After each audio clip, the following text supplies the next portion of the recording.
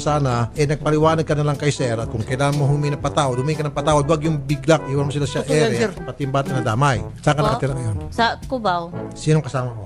Mga ano ko. Boyfriend? Opo. Anong pangalan ng boyfriend mo ngayon? John Ray po. John Ray. Gano'n nakikitagal ni John Ray? Mga 8 buwan pa po. May nangyari na sa inyo? Mayroon na. Ilang beses? Dami. Dami. Sao si is yung palengkera siya magsalita. Hindi, nag-sorry na siya, sir. Tanga siya, sorry na nga eh. Tanga ka. Tanga ka.